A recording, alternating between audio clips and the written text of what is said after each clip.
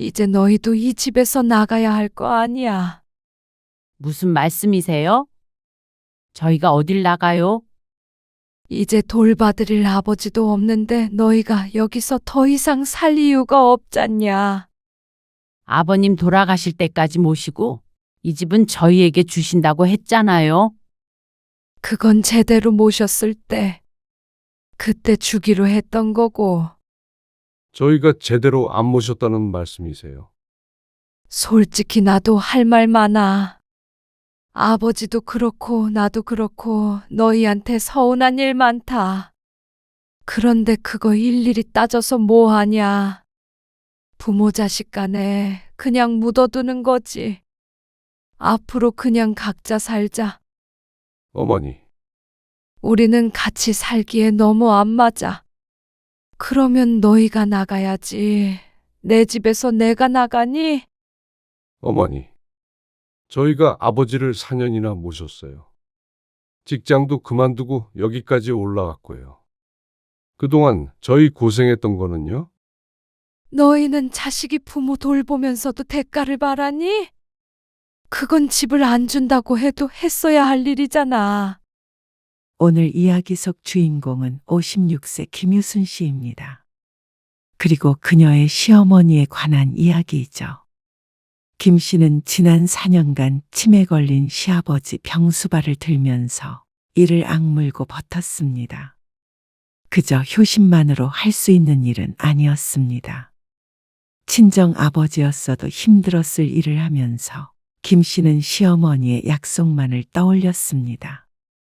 성물 같다고 할지는 모르겠지만 시아버지가 돌아가실 때까지 병수발을 들어주면 집 명의를 바꿔주겠다는 말만 찰석같이 믿고 버텼습니다. 그러지 않았으면 진작에 나가 떨어졌을 것이었습니다. 그리고 그렇게 병수발을 들기 위해서 김 씨 부부도 많은 부분을 희생해야 했습니다. 하지만 나중에 큰 보상이 있다면 참을 수 있다고 생각했습니다. 그러니까 시어머니가 갑자기 말을 바꾸어 김 씨 부부를 집에서 쫓아내겠다고 했을 때는 세상이 무너진 것 같았고 시어머니를 비롯한 시집 식구들에게 큰 배신감을 느꼈습니다. 아니, 속으로는 더한 욕도 했죠. 이제 80의 나이에 무슨 욕심이 그리 많아서 맏아들과 며느리 뒤통수를 친 것인 것 몰랐습니다. 어디 그러고도 잘 사는지 김 씨는 두 눈으로 똑똑히 지켜볼 생각이었습니다. 유일하게 돌봐줄 장남 없이 말년에 어떻게 살지 말이죠. 김 씨는 남편 그리고 딸과 함께 지방 대도시에서 살고 있었습니다. 남편은 두 아들 중 장남이었고 시부모님과 시동생은 전부 수도권에 살고 있었습니다. 김 씨의 시아버지가 치매에 걸린 지는 1년 정도 되었을 때 시어머니는 무척 괴로워했습니다. 자연히 자식들을 찾았죠. 네 아버지가 상태가 안 좋아. 이렇게 심하지 않았는데 요새는 내가 누군지도 까먹은 것 같아. 정신이 돌아오는 시간이 적고 어쩜 좋아요. 병원에서는 뭐래요? 병원은 맨날 똑같은 소리만 하지. 글쎄 있잖냐. 그저께 네 시아버지가 밥상을 엎어버리는 거야. 그런데 나도 힘에 부쳐가지고 언제까지 이렇게 살 수 있을지 모르겠다. 시어머니는 김 씨에게도 전화를 걸어 푸념했습니다. 치매 걸린 환자를 보살펴 본 적이 없어서 시어머니의 고충을 전부 알 수는 없었지만 70대 후반의 노인에게 쉬운 일이 아니라는 건 분명했습니다. 김 씨에게도 그렇고 남편에게도 자주 전화를 하는 것 같았습니다. 물론 작은 아들네도 마찬가지이고 말이죠. 그러니까 자연스럽게 자식들 사이에서 요양원 이야기가 나올 수밖에 없었습니다. 그런데 시어머니는 요양원 얘기만 나오면 노발대발했습니다. 요양원. 니들이 제정신이냐? 어떻게 부모가 늙고 아팠다고 그런데 보낼 생각부터 해? 가둬놓으면 그만이냐? 아니요. 어머니, 요양원이 그런 곳이 아니에요. 가둬놓다니요. 외출도 할 수 있고요. 언제든지 원하면 찾아가서 뵐 수도 있다고요. 남편이 그런 시어머니를 설득해 보려고 노력했습니다. 너희는 나중에 내가 늙어도 요양원 보내려고 하지? 아마 그게 걱정인 듯 했습니다. 어머니, 치매랑은 다르죠. 그리고 아버지를 어머니 혼자 어떻게 돌보시려고 그러세요? 진철이한테 도와달라고 하면 된다. 걱정 말어라. 시동생에게 부탁해 보겠다던 시어머니. 김씨 부부에 비해서는 가깝지만 사실 매일같이 왔다 갔다 하며 병수발을 들 거리도 아니었습니다. 3, 40분 정도 걸리는 걸로 알고 있는데 또 시동생은 회사를 다녔고 며느리는 전업주부였으니 결국 작은 며느리에게 부탁하겠다는 말이었습니다. 과연 치매 걸린 시아버지를 동서가 돌볼 수 있을까 싶었습니다. 하지만 요양원 얘기는 다시 꺼내지도 못하게 하는 시어머니 때문에 김씨 부부도 별다른 수는 없었습니다. 멀리 살기 때문에 주말이나 가끔씩 남편이 올라가서 도와드리는 게 최선이었죠. 그런데 가까이 사는 작은 아들네도 마찬가지인 것 같았습니다. 진철이 그놈이 아주 괘씸한 놈이야. 작은 아들에게 시아버지 모시는 일을 도와달라고 하겠다더니 2달도 안 되어서 시어머니와 시동생 사이가 나빠졌습니다. 들어와서 살라고 한 것도 아니고 가끔씩 와서 도와달라는 게 그렇게 어려운 부탁이니? 내가 남을 돌보라는 것도 아니고 말이야. 지 아버지한테 어떻게 그래? 진철이도 힘들겠죠. 서준이 엄마도 말이야. 몇 번 와서 밥 차려주고 하더니 이제 안 오겠단다. 아, 그래요? 그래. 자기가 왜 시아버지 병수발까지 들어야 하느냐면서 말이야. 지들 사업 어려웠을 때 아버지가 도와줬던 건 생각도 안 나나 보지. 남편이 시어머니와 통화하는 소리를 듣고 있는데 김 씨는 이해할 수 있을 것 같았습니다. 동서의 언행은 잘못된 것이었지만 김 씨에게 같은 일을 시켰어도 잘해낼 수 있을지 의문이었습니다. 하지만 또 시어머니의 입장도 모르지 않았습니다. 자식의 도움 없이 혼자서 시아버지를 돌볼 생각에 막막하기도 할 것 같았습니다. 형님, 저라고 그러고 싶었는 줄 아세요? 아이고, 나 진짜 학을 뗐어요. 이러다가 이혼하게 생겼다니까요. 솔직히 아무리 부모라도 그 정도 심한 치매면은 요양원에 모셔야죠. 남동생의 전화를 받고 남편은 한숨을 쉬었습니다. 큰아들이라 다들 하소연을 하는 것 같은데 김씨 부부가 할 수 있는 일이라고는 전화로 그 하소연을 들어주는 것밖에 없었습니다. 그런데 얼마 뒤 김씨 부부의 삶이 크게 바뀌게 되었습니다. 명절에 다 같이 모인 시집 식구들. 전부 다 김씨의 남편을 바라보고 있었습니다. 너희가 올라와서 아버지 좀 모셔라. 시선을 받고 있는 남편도 그리고 김씨도 당황스러웠습니다. 저희가 어떻게 올라와요? 직장은 어떻게 하고요? 직장이야. 여기서 다니면 되는 거잖냐. 그게 그렇게 쉽게 되나요? 너 어차피 곧 퇴직할 때 되지 않았어? 그렇다고 미리 퇴직해서 올 순 없죠. 저희도 먹고 살아야 하는데. 그게 걱정이면 와서 네 아버지 모시면 이 집 너희 앞으로 해주마. 시어머니의 말에 또다시 놀랄 수밖에 없었습니다. 이야기가 어떻게 이렇게 진행되고 있는지 정신을 차릴 수 없었죠. 아니, 그게 갑자기 무슨 소리세요?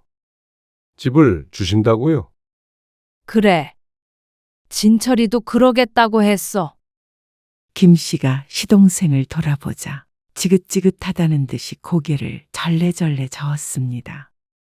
하지만 정말로 미리 얘기가 된 듯 반대하지 않았습니다. 아무리 그래도 어떻게 이렇게 갑자기. 그런데 말도 안 되는 소리라고 생각했던 김 씨는 머릿속이 복잡했습니다. 시부모님의 아파트는 서울 경기도에 있는 32평짜리 아파트였는데 신축은 아니었어도 수억이었습니다. 금액은 알아보지 않아 모르지만 최소 5억은 되지 않을까 싶었죠. 그런데 남편의 퇴직을 앞두고 있는 지금 5억이라고 한다면 솔직히 흔들리지 않을 사람이 몇이나 될까 싶었습니다.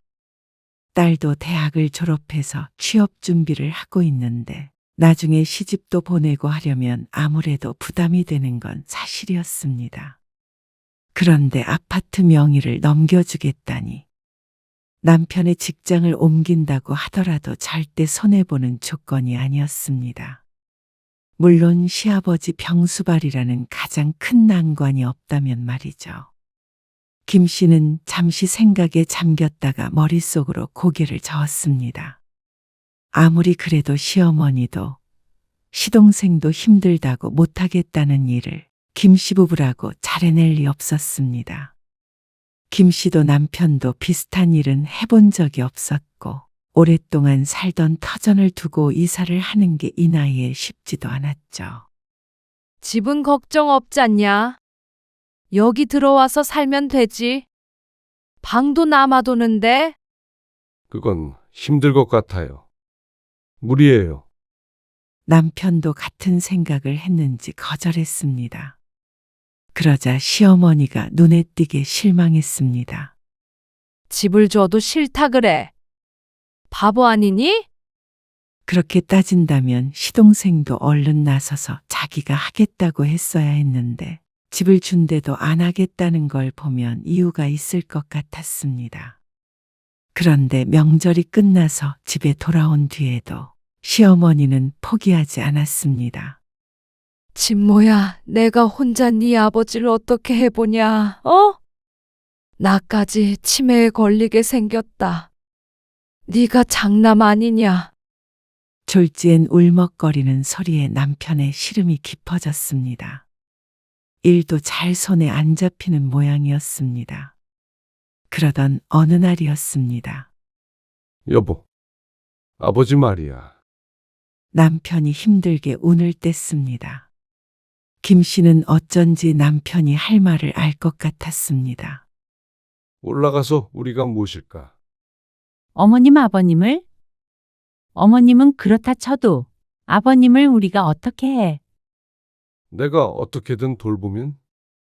당신이 어떻게? 집 때문에 그래? 그것도 그거고. 아버지 이대로 돌아가시면 후회할까봐 그렇지. 어머니 말대로 내가 장남이잖아.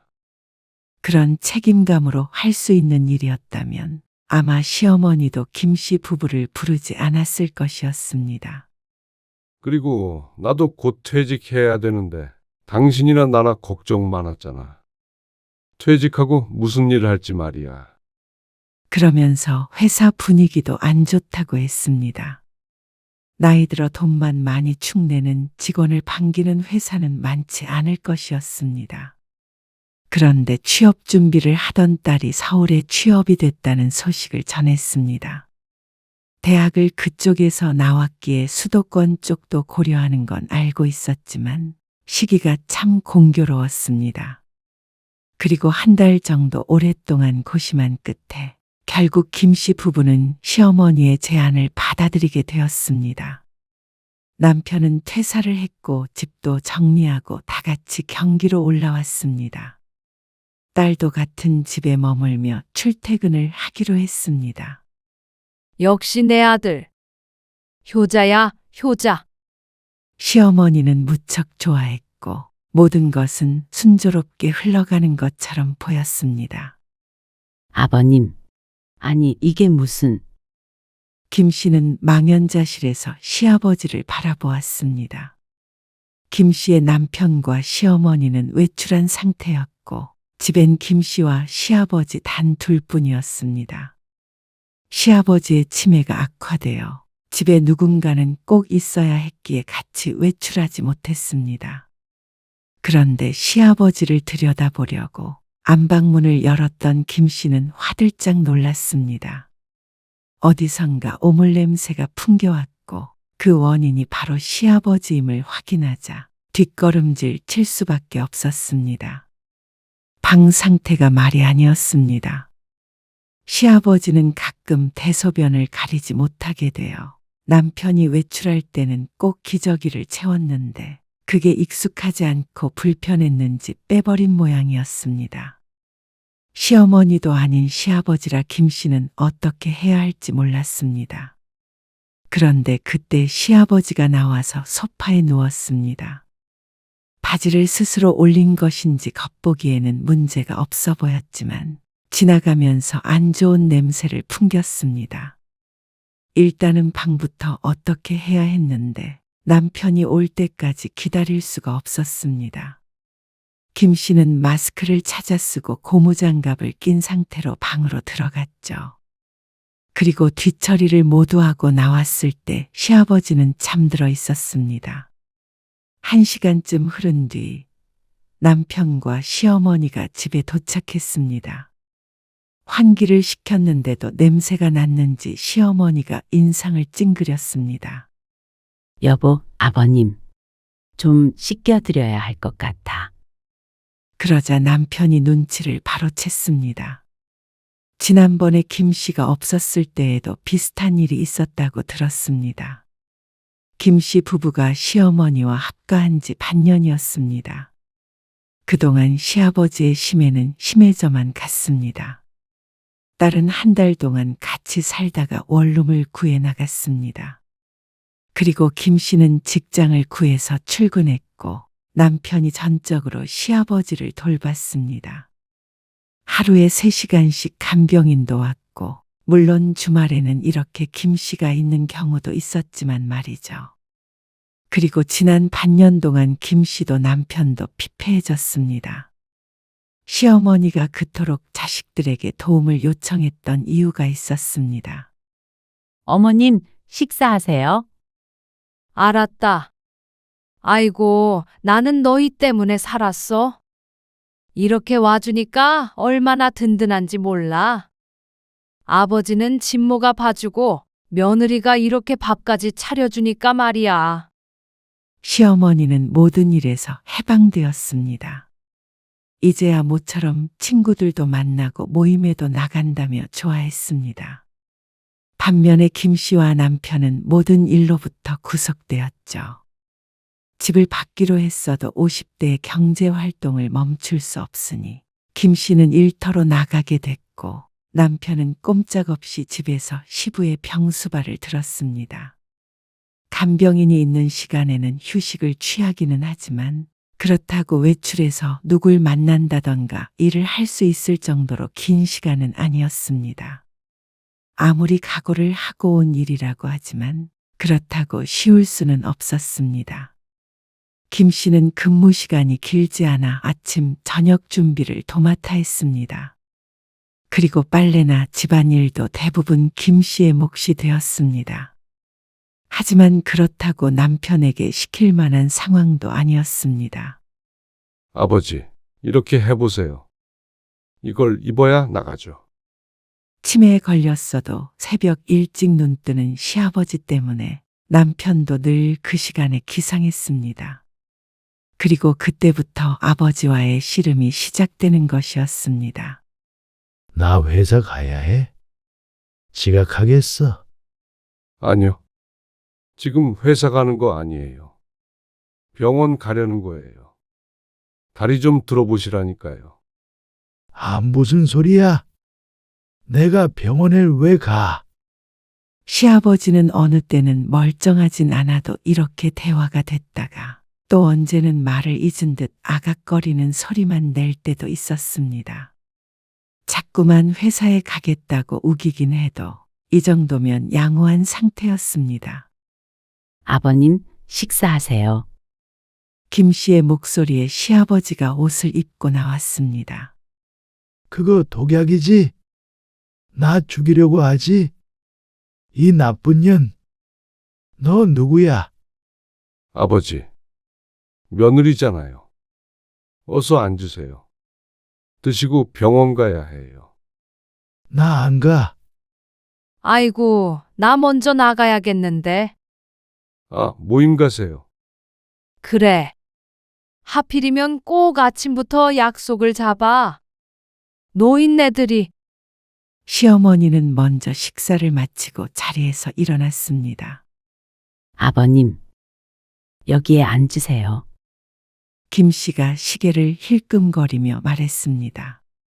곧 출근해야 할 시간이 다가와서 얼른 먹고 치워야 했습니다. 그런데 시아버지가 갑자기 식탁을 팔로 쓸어버리며 소리쳤습니다. 내가 이거 먹고 죽을 줄 알고 아버지, 김 씨는 얼음이 되었습니다. 애써 차린 밥상이 난장판이 되었습니다. 여보. 당신은 일단 출근해. 남편이 한숨을 쉬며 말했습니다. 당신 밥은 어떻게 하게? 병원에도 가야 하잖아. 아직 시간 여유 있어. 밥은 이따가 내가 알아서 차려서 드릴게. 얼른 가봐. 김 씨는 차마 발길이 떨어지지 않았습니다. 그런데도 시간이 촉박해 어쩔 수 없이 남편과 시아버지만 두고 나와야 했습니다. 그리고 그보다도 먼저 시어머니가 외출을 했고 말이죠. 그리고 퇴근해서 돌아왔을 때 남편은 많이 지쳐 보였습니다. 어머님 아직 안 오셨어? 오늘 늦으신데 아버님은? 주무셔. 남편은 식탁에 앉아 고개를 숙이고 있었습니다. 괜히 온 거 아닌가 싶다. 김 씨는 어떤 말도 할 수 없었습니다. 김 씨도 같은 심정이었습니다. 그냥 멀쩡한 시부모를 모시고 살라고 해도 어려운 일인데 환자를 돌보는 건 다른 차원의 문제였습니다. 아침 저녁으로 시아버지랑 씨름하고 주말에도 늘 사고의 연속이었습니다. 하루라도 조용하게 평화롭게 넘어가는 날이 없어서 사실 김 씨 부부에게 여가 시간이라는 게 사라진 지 오래였죠. 김 씨 부부가 선택한 삶이었지만 생각보다 더 괴로웠습니다. 오늘 힘들었어? 차라리 일을 하러 나가는 김 씨가 나았습니다. 남편이 힘들어서 문제였죠. 오늘 아버지가 문을 어떻게 열었는지 맨발로 나가서 아랫집 아줌마를 해코지했다는 거야. 방 치우다가 얼른 쫓아가긴 했는데 큰일 날 뻔했어. 아랫집으로 가신 거야? 아니, 버스 정류장에 서 계신 걸 아랫집 아줌마가 발견하고 집으로 모시고 오려는데 그 난리를 피우신 거지. 이렇게 어떻게 24시간 붙어 있어? 간병인 아주머니도 아버지 때문에 그만두고 싶다고 하소연하고 가셨어. 알만했습니다. 갈수록 난폭해지는 시아버지였습니다. 아무리 전문가지만 그 고충을 알았습니다. 이렇게 해서는 안 될 것 같아. 당신 살도 쪽 빠진 거 봐. 불과 반년 사이에 볼이 홀쭉해졌습니다. 요양원에 모시자고 해봐. 지난번에 얘기 꺼냈다가 어머니 하신 말씀 못 들었어?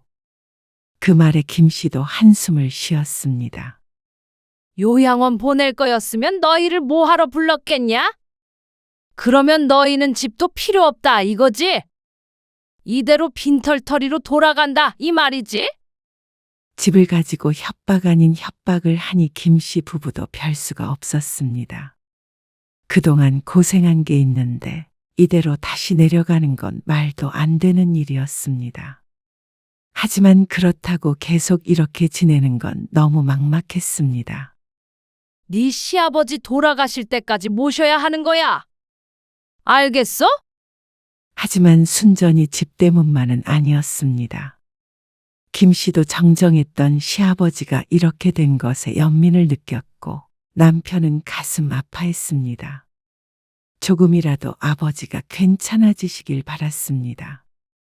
당신한테는 미안한 말이지만 그래도 좀 더 오래 사시다 가셨으면 좋겠어.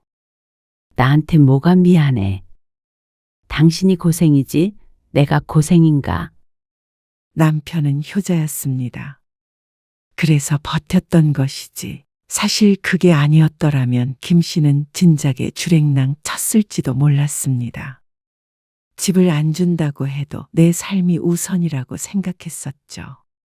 하지만 끝까지 아버지를 책임지고 싶다는 남편의 마음을 알기에 받아들이고 살았습니다. 힘든 순간은 너무나 많았고 후회했던 적도 있었지만 그래도 부모가 아닌가 싶었습니다. 애미야, 나 이것 좀 다오. 배고프다. 네, 아버님. 제가 드릴 테니까 만지지 마세요. 불을 방금 꺼서 엄청 뜨거워요.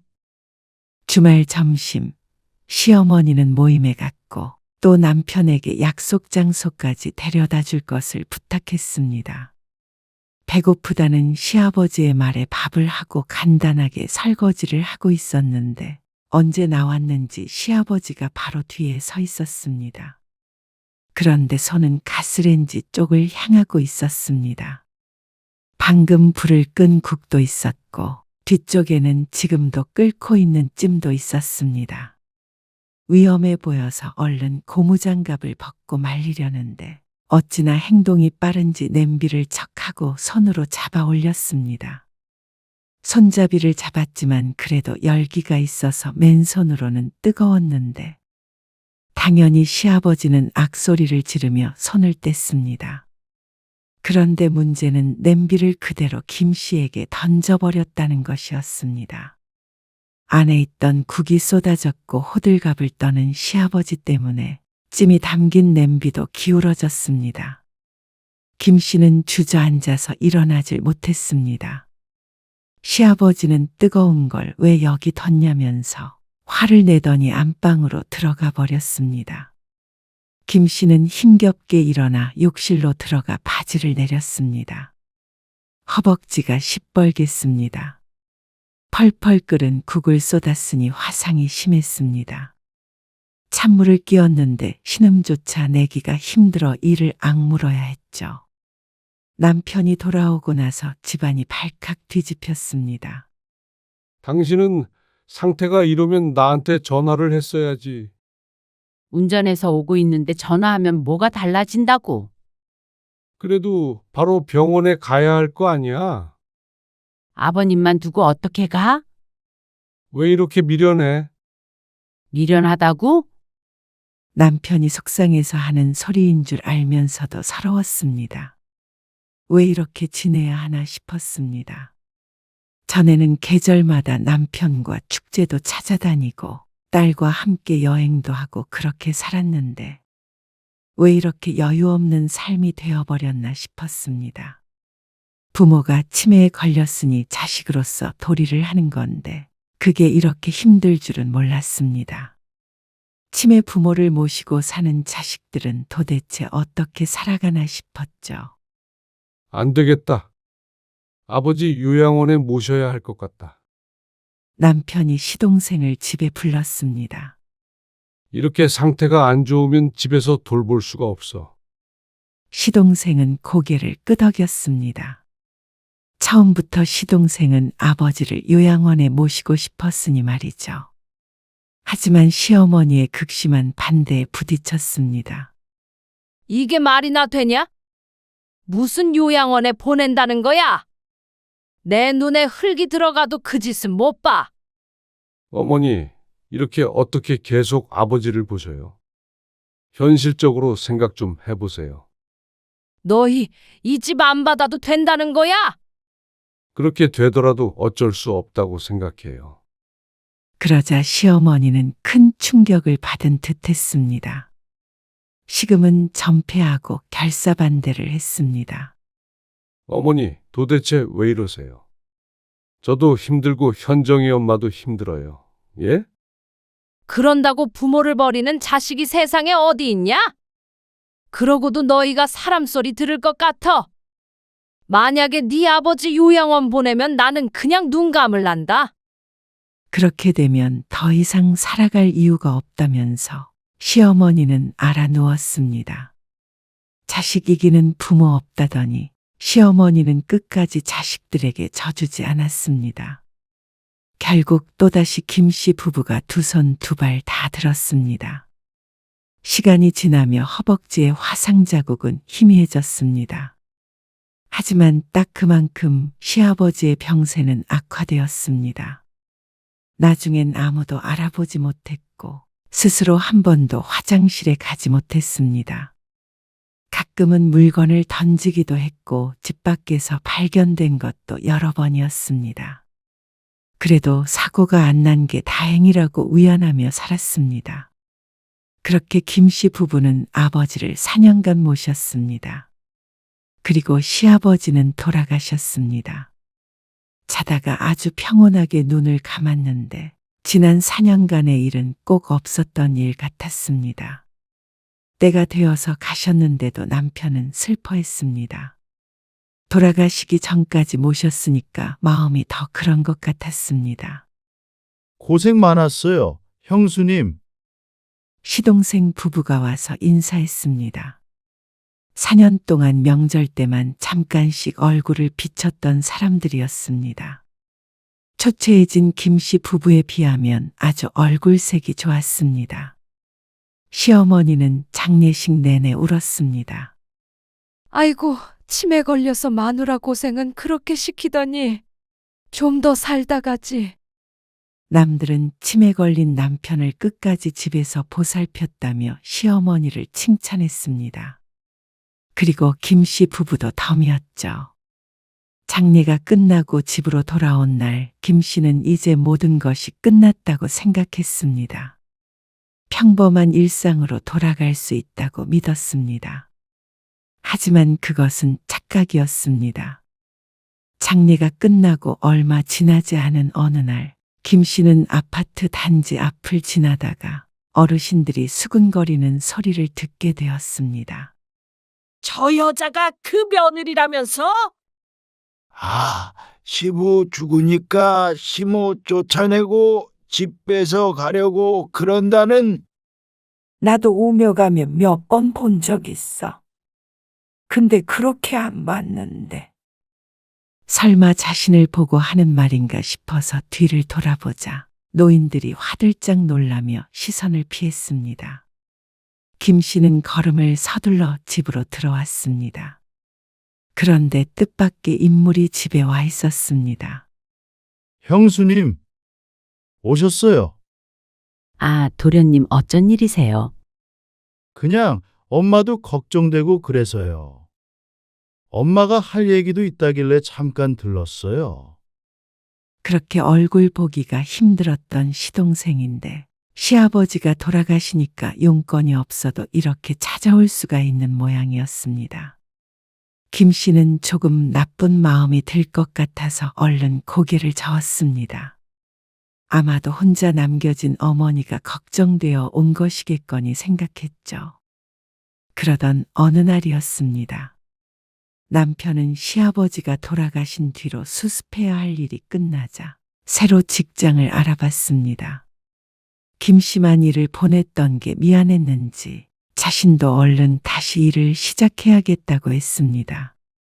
일자리를 구하기 위해 상담을 다녀오겠다며 집을 나섰던 남편이 저녁에 집에 돌아왔습니다. 김 씨는 다 같이 먹을 식사 준비를 했습니다. 시아버지가 돌아가시니 퇴근을 해서 집에 온 후에도 집은 조용했습니다.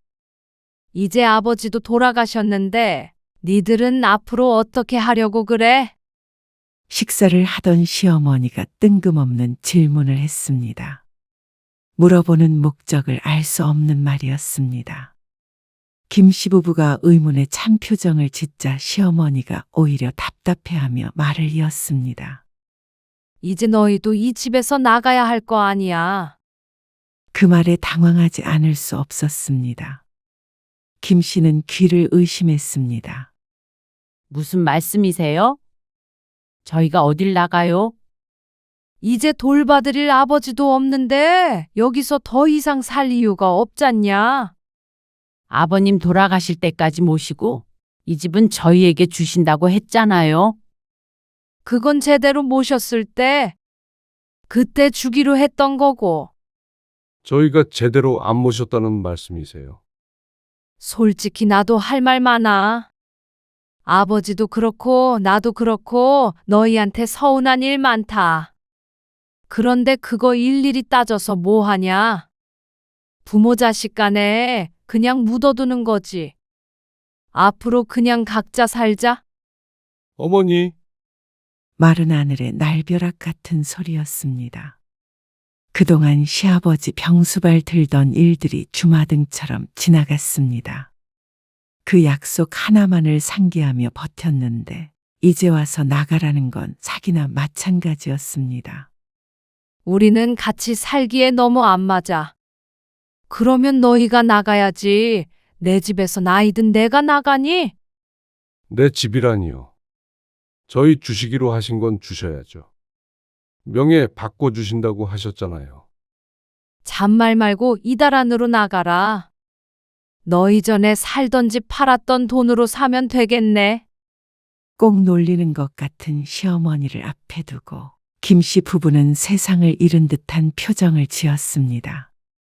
어머니, 저희가 아버지를 4년이나 모셨어요. 직장도 그만두고 여기까지 올라왔고요. 대신 여기서 공짜로 살았잖냐?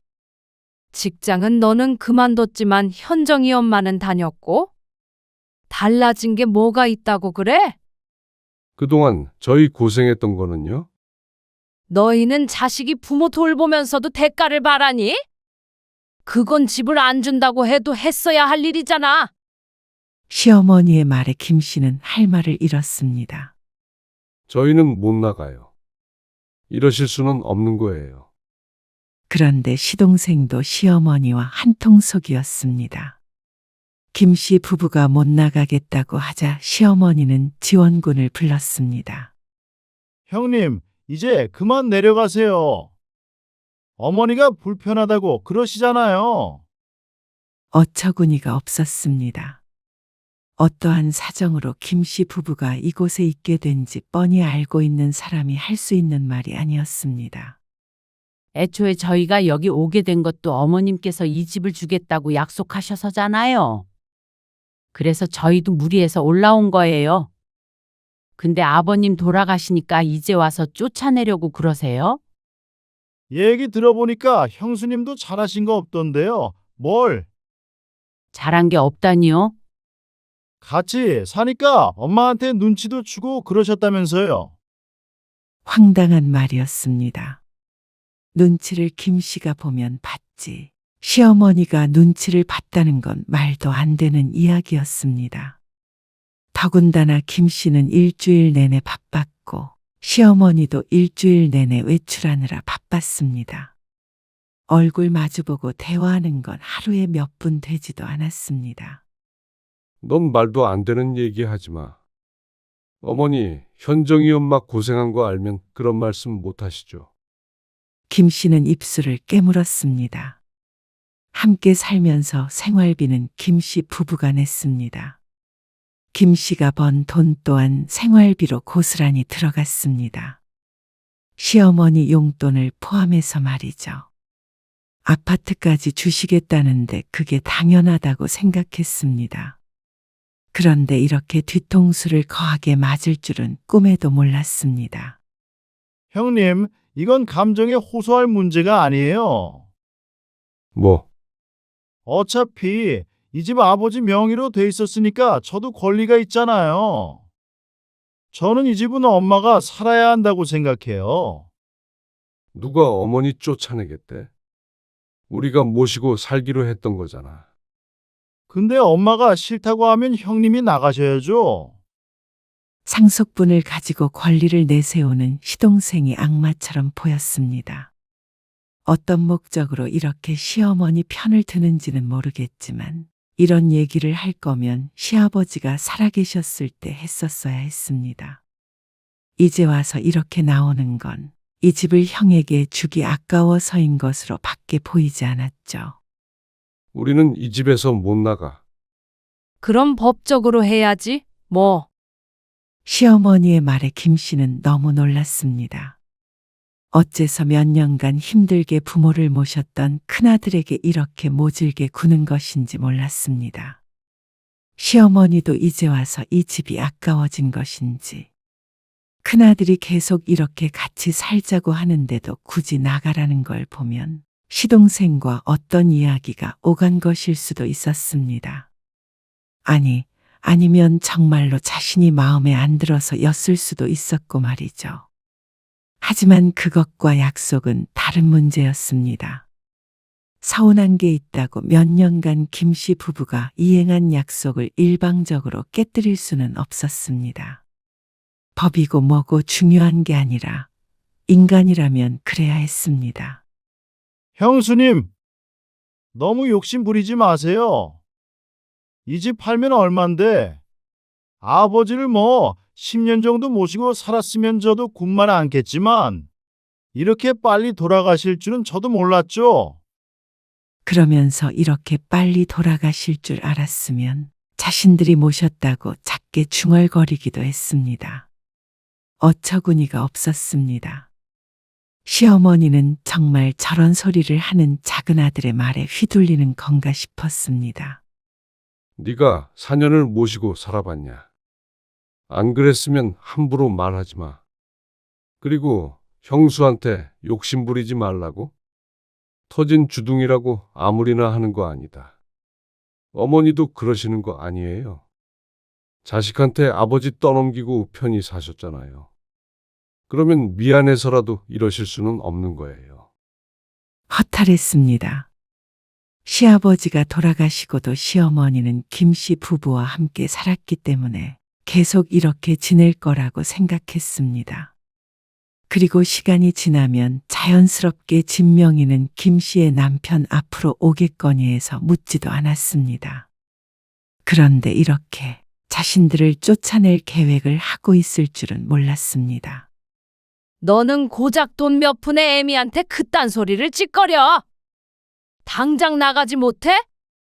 내 자식이라 한 달 동안 시간 주려고 했는데 안 되겠다.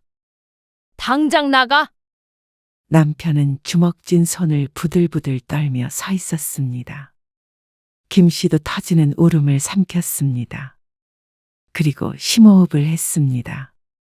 여기서 버틴다고 이 집이 김씨 부부의 집이 되는 건 아니었습니다. 너무나도 지저분한 진흙탕 싸움에 뛰어들게 될 것이었습니다. 여보, 짐 싸자. 김씨의 말에 남편의 어깨가 축 내려갔습니다. 무언가 체념한 듯 했습니다. 다음 주까지 집 구해서 나갈게요. 그러자 시어머니는 이쪽을 쳐다보지도 않았습니다. 김씨 부부는 원래 살던 곳으로 돌아가지 않았습니다. 김씨도 이곳에 직장이 생겼고 남편도 곧 취직이 될 것 같다고 했습니다. 딸도 가까이에 있으니 정착할 생각이었습니다. 급히 전세라도 구해서 나가기로 했습니다. 미안해. 여보, 남편이 그날 밤 눈물을 흘리며 말했습니다. 하지만 김씨는 오히려 의연히 말했습니다. 미안하긴 뭐가 미안해. 당신 그동안 헛고생했잖아. 장남이 아픈 아버지 모시는 게 뭐가 헛고생이야? 우리는 해야 할 일을 한 거야. 아파트 명의는 원래부터 없었던 거라고 생각하면 돼. 그래도 당신 올라왔을걸? 남편은 고개를 숙였습니다. 김씨도 포기하자 마음이 편해졌습니다. 이 집이 있으면 좋았던 것이지 없어도 살 수 있었습니다. 처음부터 김씨 부부의 집도 아니었고 말이죠.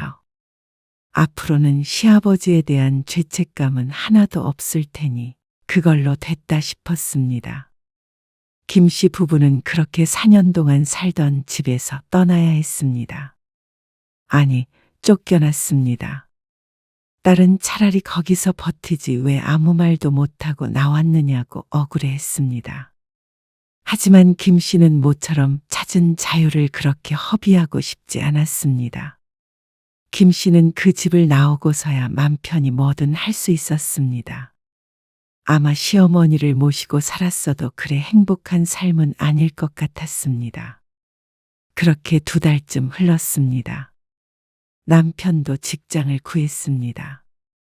그 전에 다녔던 곳보다는 당연히 월급은 적었지만 그래도 앞으로 꽤나 안정적인 수입이 생겼습니다. 김 씨도 다니던 직장을 계속 다녔으니 오히려 여유 있게 느껴졌습니다.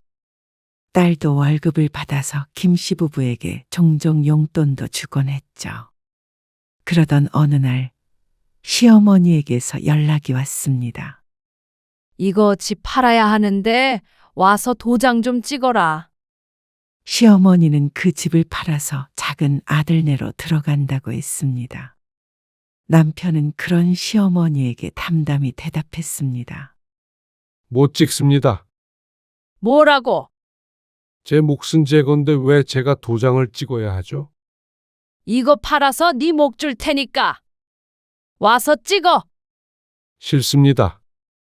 그러면 이거 경매 넘겨야 하는데 그러면 너도 손해야. 비싸게 산다는 사람 있을 때 팔어. 법적으로 하세요. 법대로 하는 거 좋아하시잖아요. 남편이 시어머니에게 이런 식으로 말을 하는 건 처음 보았습니다.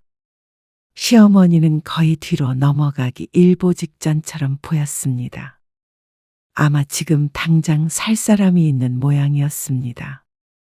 아니면 네 지분을 나한테 팔어라. 그것도 싫습니다. 너 지금 나랑 장난하니? 하실 말씀 없으면 끊을게요. 잠깐만.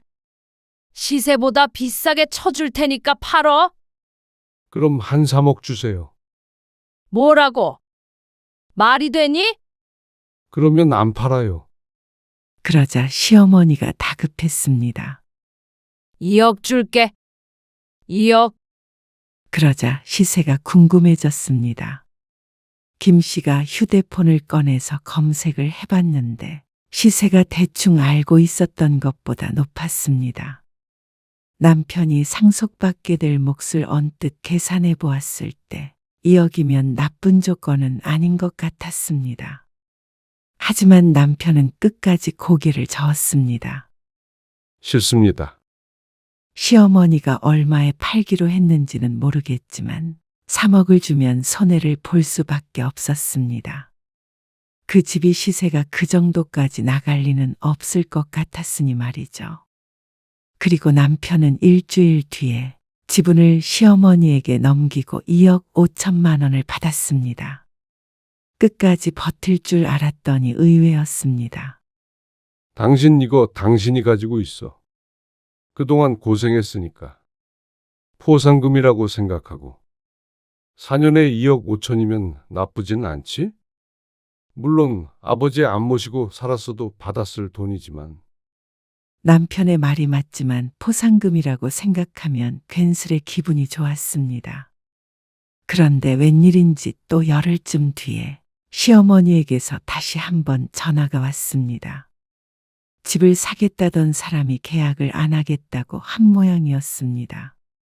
그런데 또 그 가격에는 팔리지 않고 자꾸만 집값이 내려가서 억울한 것 같았습니다.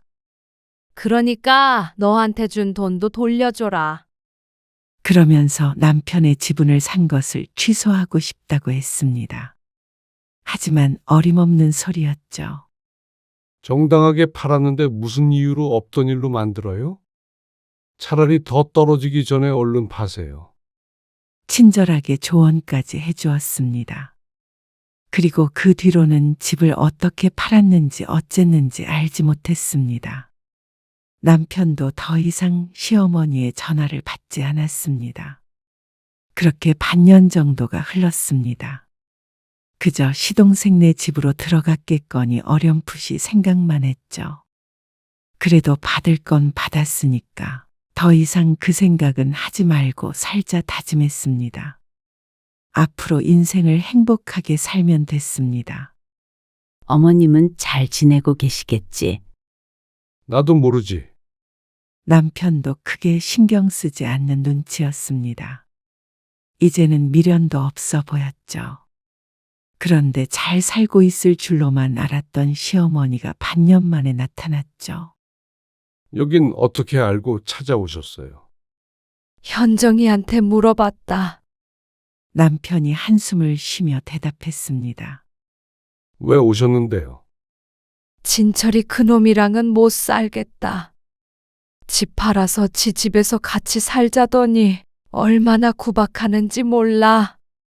그놈한테 속아서 돈도 날리고 그놈은 또 애미랑 이혼한다고 도장 찍내 만회하고 있어. 그래서 나 너희 집에서 좀 살련다. 이제 와서 말이 되는 소리를 하세요. 뭐가 말이 안 돼? 부모가 장남 집에서 산다는데 그렇게 쫓아내셔 놓고는 어떻게 다시 찾아오세요? 대신 남은 돈 넣어주마. 1억 남았는데 이건 내가 진철이 그놈 안 주고 꽁꽁 숨겨놨어. 필요 없어요. 너 그 집 주기로 했던 거 말이야. 그게 다 진철이가 꼬드겨서. 왜 그랬는지 그런 건 궁금하지도 않아요. 이제 와서 그게 뭐가 중요해요. 앞으로는 진철이 집에 딱 붙어서 사세요. 아버지는 제가 모셨으니 어머니는 진철이가 모시는 게 맞죠. 집 뭐야?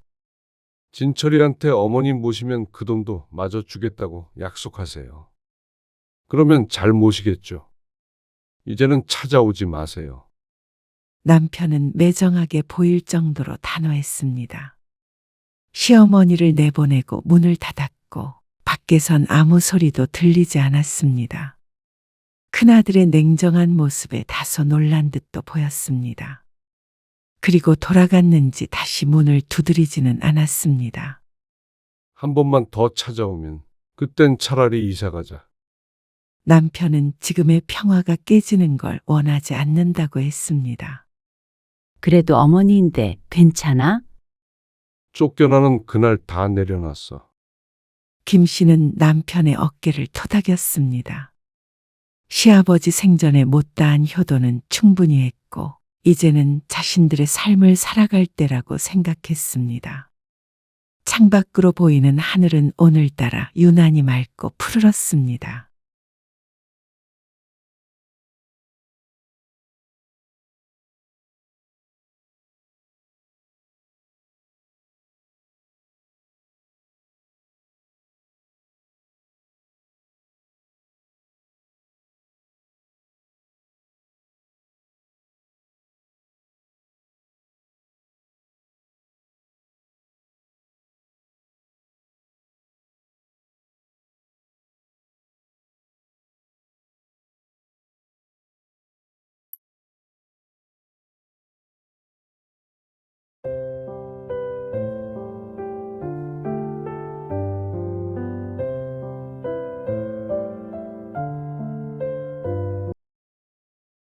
동서, 김치에 도대체 뭘 넣은 거야? 뭐가요? 김장할 때 안 먹어봤어? 저는 그냥 어머님이 시키시는 대로 했는데 어머님은 맛있다고 그러시던데요. 왜요? 이상해요? 이상한 정도가 아니라 내가 전에 그랬지. 어머님 김치 점점 맛이 이상해지는 것 같다고. 어머님 입맛이 정말 끝났나 보다. 효진이 아빠도 갖다 버리라고 난리야. 아까 어머님한테 전화해서 이젠 김장하지 말라고 그러더라. 어머, 정말요? 어머님이 난리치시는데도 이런 김치 어떻게 먹느냐고. 내년부턴 김장 안 할 것 같아. 밥 빌리는 것도 이참에 끝낸다고 옆집 아저씨한테 전화할 거래. 참 희한하긴 하네. 오늘 이야기 속 주인공은 54세 장지숙 씨입니다. 그리고 그녀의 시어머니에 관한 이야기이죠. 장 씨는 젊어서부터 자신이 나이 들면 시어머니처럼 김장을 좋아하게 되나 궁금했습니다. 어째서 어르신들은 다들 김치에 집착할까? 골병이 나면서도 왜 굳이 100포기, 200포기씩 김장을 하나? 나이가 들면 이해하게 될 줄 알았습니다. 하지만 여전히 알 수 없었습니다.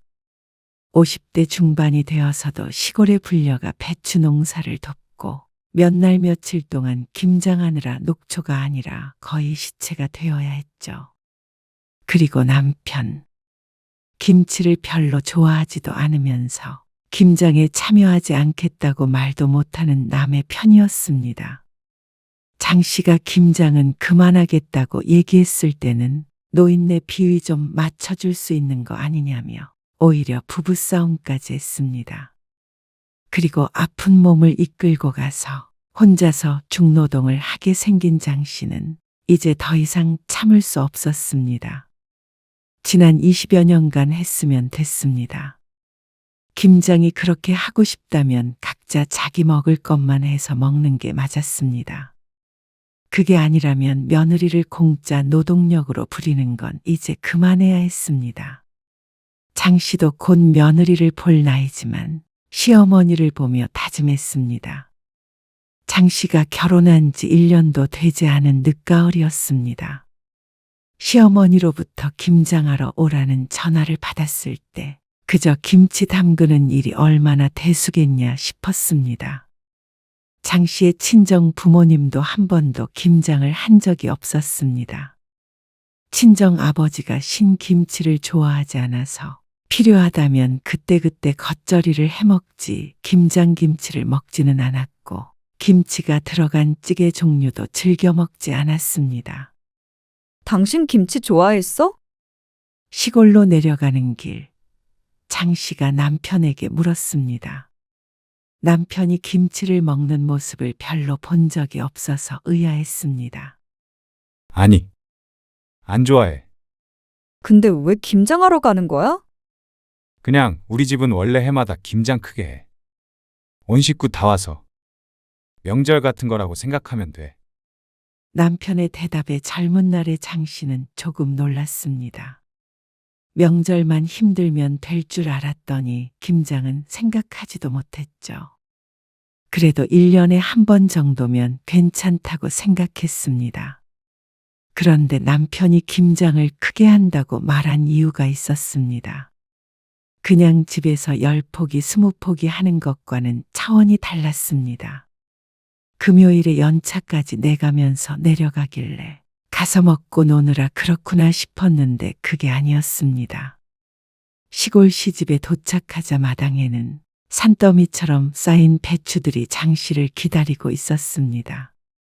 100포기는 우스워 보였습니다. 어머님, 이거 다 하시는 거예요? 이해가 안 갔습니다. 식구가 많다고 해도 남편 위로 큰형님과 누나 그리고 밑으로는 남동생 하나였습니다.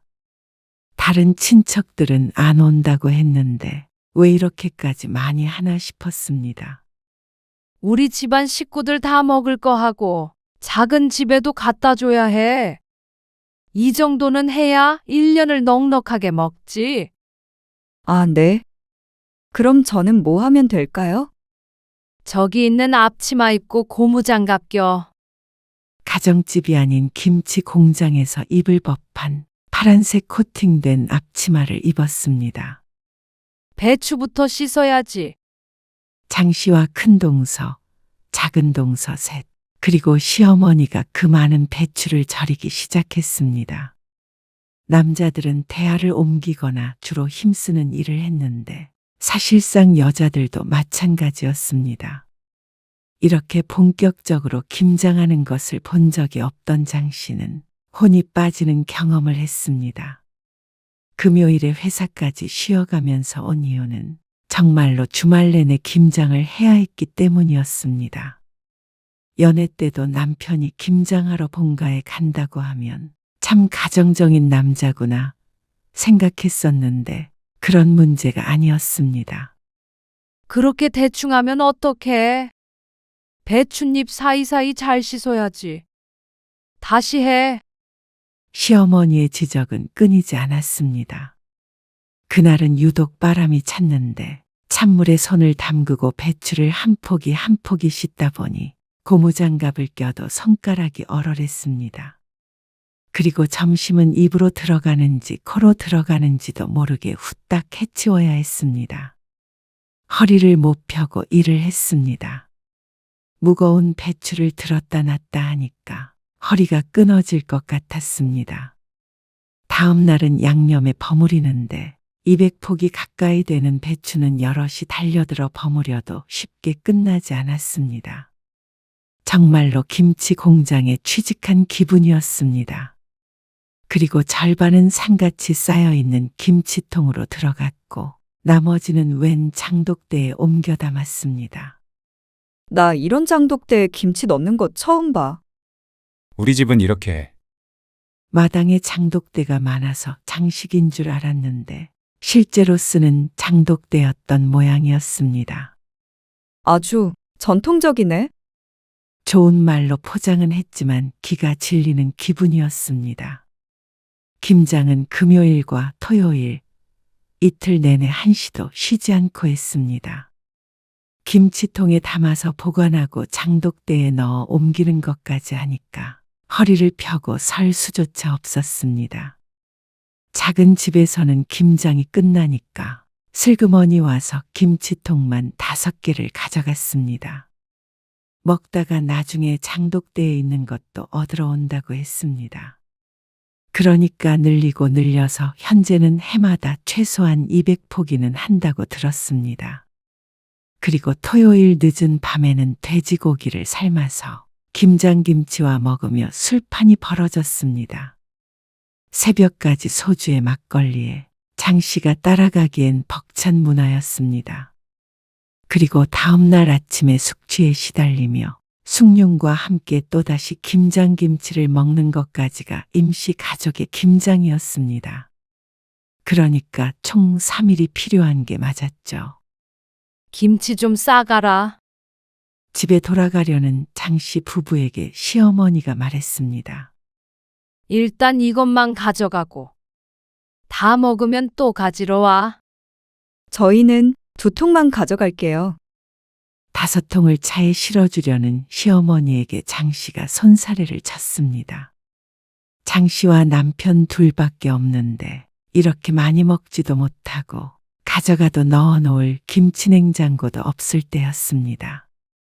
베란다에 두고 익혀서 지져먹고 해. 아, 그래도 너무 많은데. 너도 김치 안 먹냐? 시어머니도 남편이 김치를 안 좋아하는 걸 알고 있는 모양이었습니다.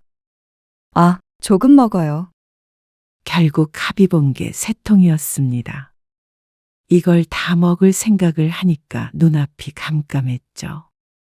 그래도 김장이 드디어 끝났다는 생각에 서둘러 김치를 싣고 차를 출발시켰습니다.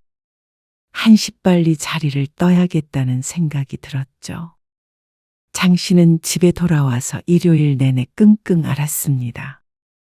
팔이 아파서 뭘 할 수도 없었고 허리는 뭐가 잘못된 게 아닌가 싶을 정도로 아팠죠. 괜찮아. 아니, 왜 이런 걸 말을 안 해준 거야? 말했잖아. 김장 크게 한다고. 남편은 장씨보다 상태가 나아 보였습니다. 아무래도 대부분의 일을 며느리들이 해서 그런 듯 했습니다. 장씨는 손가락도 부어서 구부리기가 힘들었습니다. 매년 해야 하는데 이렇게 알아누워서 어떡해. 꼭 남일 얘기하듯 말하는 남편이 너무 얄미웠습니다. 남편에게 김장은 당연한 연례 행사였지만 장씨에게는 고문과도 같은 경험이었습니다.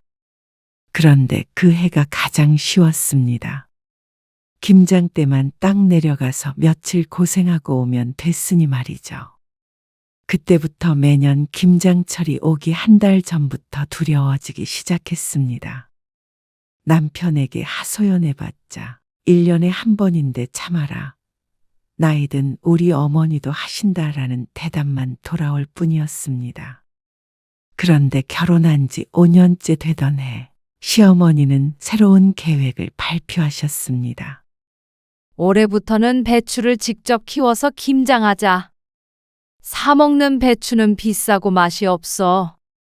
종자 좋은 걸로다가 심어가지고 김치 담가야겠다. 어머니, 그거 배추 농사 지으려면 일이 얼마나 많은데요. 시아버지는 당시에 편찮으셔서 농사를 지을 수 있는 상황이 아니었습니다. 그렇다면 과연 농사를 누가 지을 것이냐? 답은 정해져 있었습니다.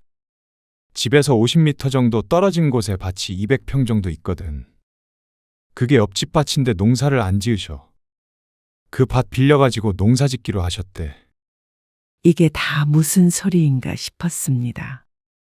배추 농사를 직접 지어서 김장을 한다는 소리는 장씨 주위에서는 들어본 적이 없었습니다.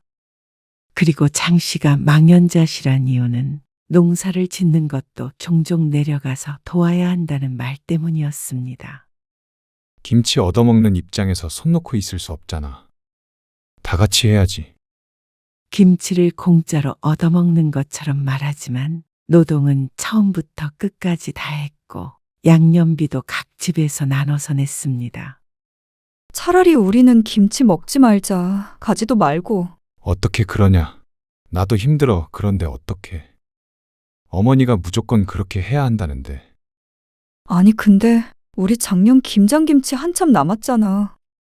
사실 김치를 그리 좋아하지도 않았지만 시어머니의 김치는 입맛에 맞지 않았습니다.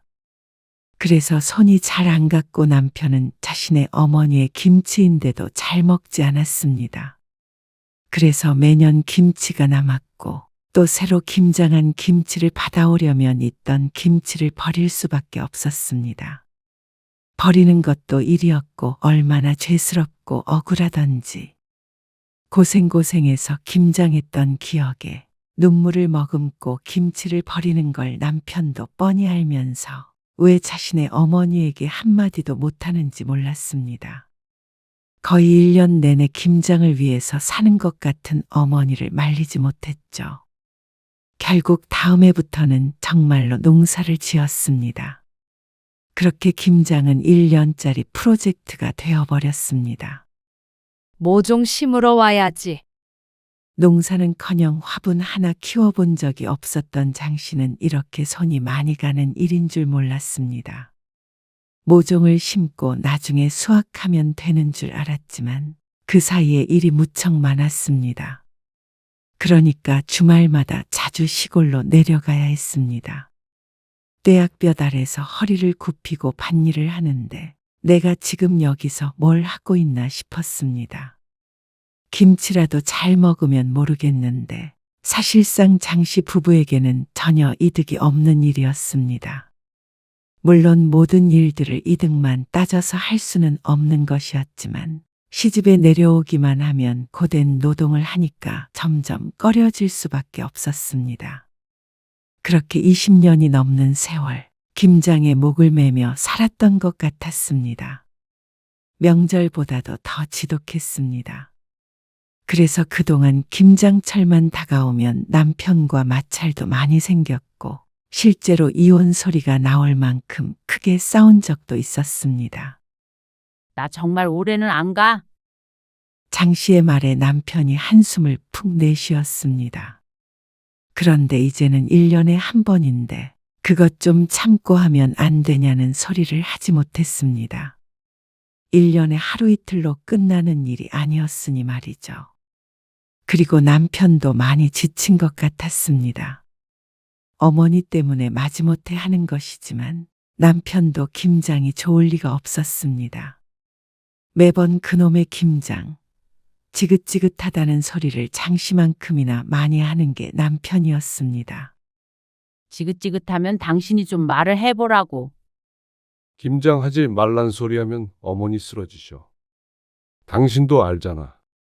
그러면 적어도 그렇게 많이는 하지 마시라고 얘기를 해야 할 거 아니야? 그런데 시어머니는 정반대의 생각을 하고 있는 것 같았습니다. 현이랑 현민이도 이번 김장 때 오라고 해라. 아, 애들도요?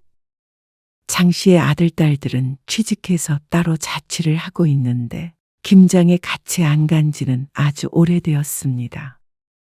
이제 와서 갈 리가 없었습니다. 그리고 아들, 딸들은 장 씨 부부의 영향인지 몰라도 김치는 입에도 안 댔습니다. 와서 김장 돕고 김치도 2통씩 챙겨주면 좋지. 그래서 올해부터는 김장을 좀 더 해야겠어. 애들은 김치 잘 안 먹어요, 어머님. 김치를 먹어야 건강하지. 어머님, 오히려 김장하는 양을 좀 줄여야 할 것 같아요?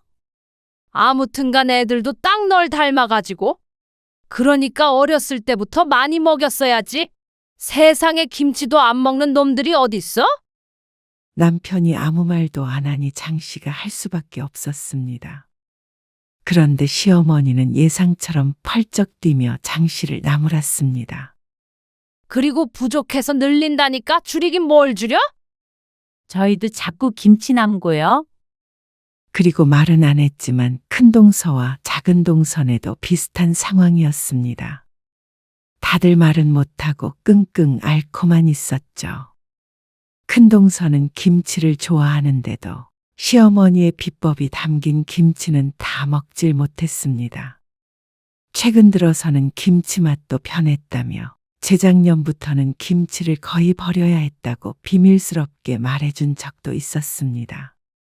하지만 시어머니는 꿈쩍도 하지 않았습니다. 그러니까 가지고 가서 부지런히 먹으라니까 그러네. 창고에 김치 잔뜩 있어. 그리고 한 7, 8년 전에는 시골집 마당 쪽에 토굴같이 생긴 창고도 만들었습니다. 김치 보관할 장소가 부족하다는 것이 그 이유였습니다. 그리고 토굴에 넣어야 김치가 맛있다는 말을 듣고는 1년간 자식들을 들들 볶았죠. 자식들이 돈을 모아서 그 창고를 만들어줬는데 장 씨는 그걸 볼 때마다 속이 쓰린 기분이었습니다. 애들 모소면 네가 넉넉히 싸가서 나눠줘라. 며느리의 말은 들리지 않는 모양이었습니다. 무슨 말을 해도 시어머니의 고집을 꺾기가 힘들었습니다. 남편이나 다른 형제들이라도 좀 강력하게 말해줬으면 싶었는데 다들 무슨 효심이 그리 깊은 것인지 그 앞에서는 김치를 맛있게 먹는 척을 잘도 했습니다. 이 상황을 바꾸고 싶은 건 장 씨뿐인 것 같았죠. 그러다가 다음 해 장 씨가 허리를 다쳐 수술을 받게 되었습니다. 시골에 좀 내려갔다 올게. 남편은 어김없이 배추 농사를 지으러 내려갔습니다. 장 씨는 어쩌면 허리를 다친 게 낫다 싶기까지 했습니다. 시골에 다녀와도 이 정도 통증을 느꼈으니까 말이죠. 그런데 농사일에는 빠졌지만 김장날까지 피해갈 수는 없었습니다.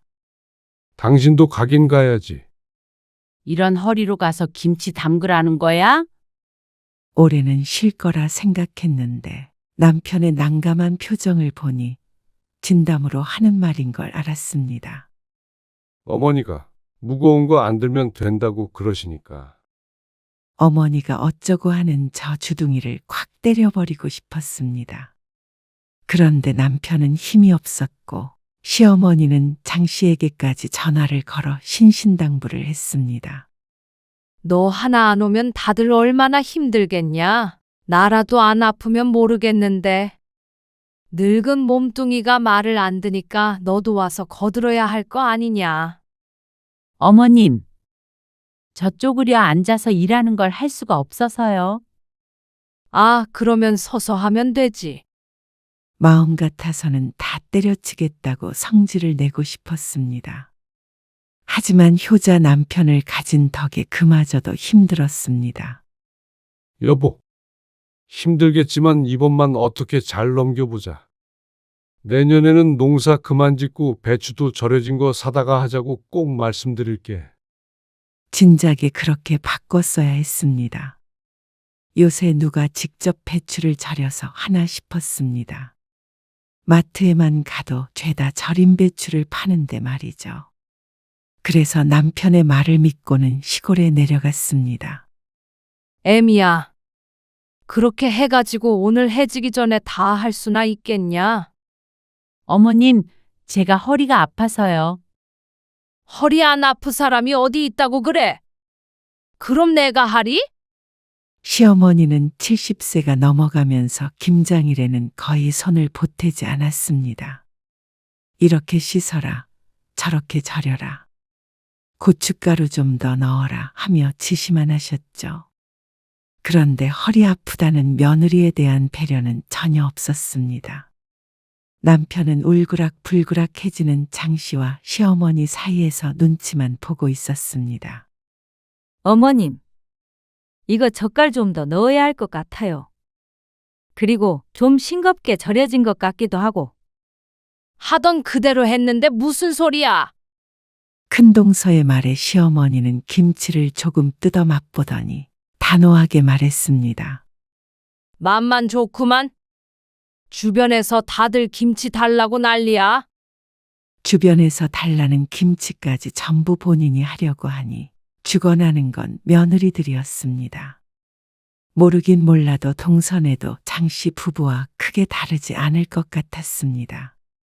김장 소리만 들리면 진저리를 치는 것 말이죠. 그리고 김장이 끝나서 고기를 먹는데 큰 동서가 장씨에게 조용히 속삭였습니다. 김치 맛 이상하지 않어? 장씨는 원래 좋아하지 않았기에 몰랐지만 작은 동서도 고개를 갸웃거렸습니다. 어머님도 이제 입맛이 달라지셨나 보다. 연세가 있으시니까. 그러면 말씀을 드려봐야 하는 거 아니에요? 작은 동서의 말에 큰 동서가 화들짝 놀라면서 대꾸했습니다.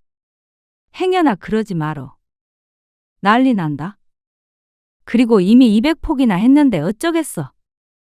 그냥 먹어야지. 사실 저는 사 먹고 싶어요. 작은 동서가 속마음을 말했습니다. 장씨는 격하게 공감이 되었죠. 누가 아니래? 근데 김장을 유일한 낙이라고 생각하시는데 어쩌겠어. 요즘 파는 김치가 얼마나 잘 나오는데? 저도 이제 골병 들 것 같아요. 나이 50에 아이고. 동서가 그러면 나는? 안 그래도 현서 아빠랑 그저께 대판 싸우고 말도 안 해. 모르겠어요. 좀 더 있으면 저도 어떻게 될지. 다들 배신은 하지 말어. 결국 농담처럼 끝난 대화에 가장 동요된 건 장씨였습니다. 허리 통증 때문에 잠도 제대로 못 자는데 중노동을 했으니 나만 할 리가 없었습니다. 옥신거리는 허리를 부여잡고 무슨 맛인지도 모를 김치를 먹고 있는 자신이 너무 불쌍한 것 같았습니다. 식모들도 아니고 부엌에 모여서 이런 대화를 하고 있는 게 시대착오적인 것 같기도 했고 말이죠. 전생에 김치 훔치다 죽은 건지 어쩐 건지 어째서 이런 집에 시집 왔나 뒤늦게 한탄하기도 했습니다. 물론 속으로 말이죠. 그런데 배신하지 말라더니 다음에 애 장씨는 동서들에게 진하게 배신을 당했습니다. 그리고 그나마 믿었던 남편도 장씨의 편이 아니었습니다. 올해는 절임 배추로 하자고 한다며. 또다시 농사지으러 내려오라는 전화를 받고 장씨가 남편에게 따졌습니다. 근데 절임 배추로 하면 비싸고 맛도 없다고 그러시잖아. 아니, 얼마나 차이 난다고 그래? 배추 절이느라 여럿이 내려가서 일하는 노동력은? 농사 짓는 노동력은? 그거 시급으로 따지면 그게 더 비싸겠다. 나 차라리 그 시간에 쿠팡 배달이라도 하고 싶은 심정이야. 아니, 그게 다 정성이잖아. 그놈의 정성. 지금 김치 냉장고에서 다 쉬어가는 거 몰라서 그래? 그러자 남편은 또 시작이냐는 표정으로 한숨을 쉬었습니다. 너무 어이가 없고 억울했습니다. 본인도 잘 먹지도 않는 김치였고 김장은 아들인 남편도 지겨워했습니다. 그런데 장씨만 못된 며느리를 만드는 남편이 더 얄미웠습니다. 어머니한테 괜히 또 절임 배추 얘기 꺼내지 마. 일하는 건 난데 말도 못해? 당신 불만 많은 건 알겠는데. 그래도 우리 집 전통을 좀 존중해줘라. 그걸 왜 며느리들한테 시키는데? 우리도 하잖아. 효도한다고 생각해. 몇 년이나 남았다고 그래. 저번에 어머님 편찮으셔서 이제 김장 못할 거라고 당신이 그랬잖아. 근데 봐. 지금까지 며느리들 부려먹으면서 하고 계시지? 부려먹는다고? 아무리 그래도 어떻게 그렇게 말하냐. 어머니한테. 우라통이 터졌습니다. 당신은 맨날 어머님 편이지? 나는? 내 몸이 부서지든 말든 상관없는 거야? 허리 수술 또 하게 만들고 싶어? 쉬엄쉬엄 하면 되잖아. 절임 배추도 싫다. 김장 양 줄이는 것도 싫다. 무조건 어머님 하잔대로 하란 소리잖아. 그만하자. 당신 그렇게 효자하고 싶으면 당신이 다 해. 배추 심는 것부터 김치 담그는 것까지. 아니, 오늘따라 왜 이렇게 예민하게 굴어? 예민하다고? 나이 50 넘어서 시집 김장 불려가서 며칠 동안이나 김장하다 오는 여자가 어디 있어? 요즘 세상에? 요즘 이러면 이혼당해. 알어? 뭐? 이혼? 진짜 말이면 단 줄 아나? 당신은 처가 행사에 그렇게 발벗고 나선 적 한 번이라도 있어? 지금 처가 얘기가 왜 나와? 결국 남편과의 대화는 과열이 되었습니다. 장 씨는 남편과 며칠 동안 말을 하지 않았습니다. 밥상도 차리지 않고 본체 만체했습니다. 이 나이에 남편이 뭐가 무섭다고 벌벌 떨까요? 그러자 남편이 먼저 화해를 청했습니다. 미안해. 내가 생각이 짧았어. 어머니한테 올해는 양이라도 줄이자고 꼭 말할게.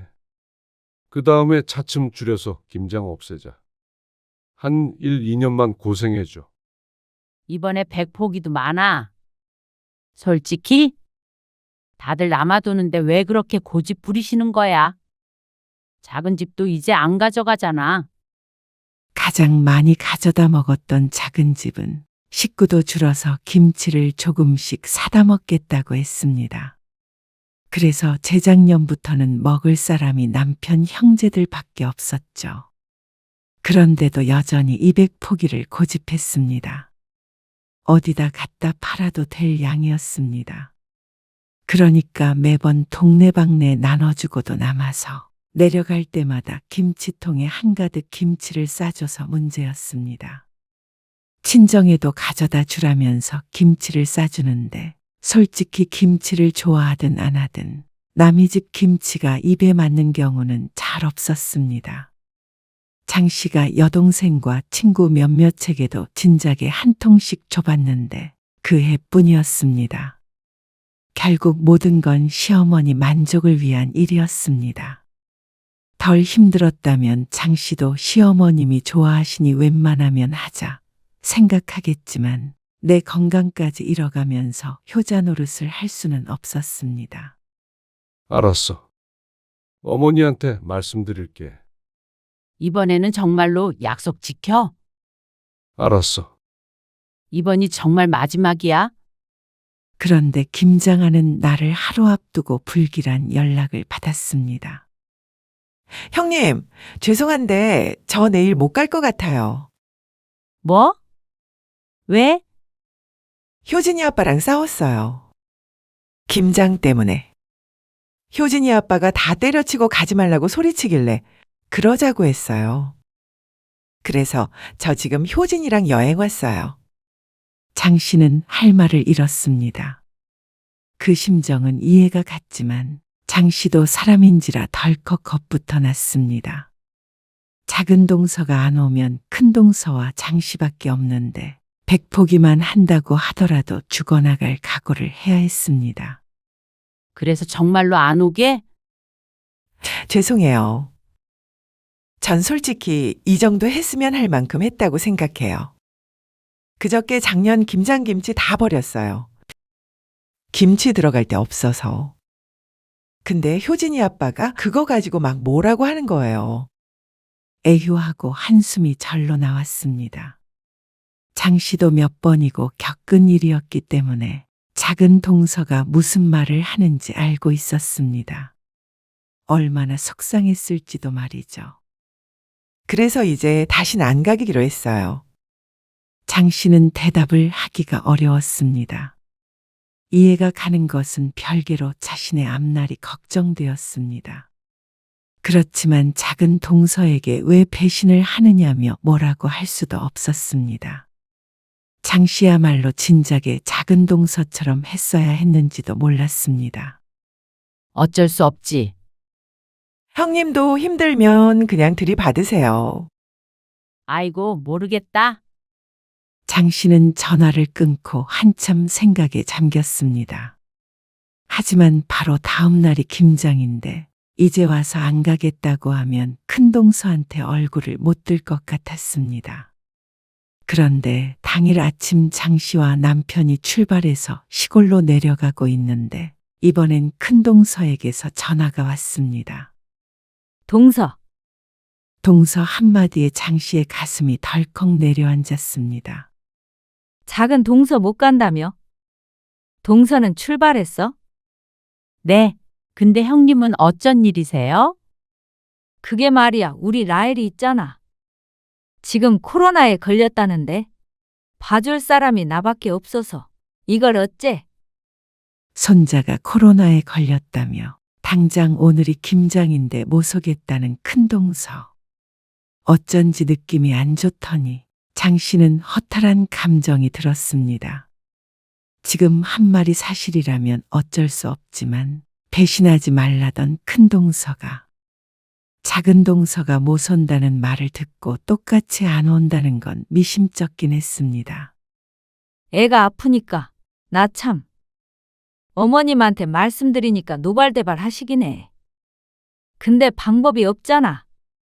우리 애들도 주말에 일해야 한다고 그래서 나 없으면 안 되겠다네. 네, 어쩔 수 없죠. 미안해. 충분히 미안해야 할 상황은 맞았습니다. 하지만 동서들을 원망하는 게 무슨 의미인가 싶었습니다. 전부 다 피해자들인데 말이죠. 그러니까 전화를 끊고 남편을 쳐다보게 된 건 당연한 수순이었습니다. 뭐야? 형수도 못 온대?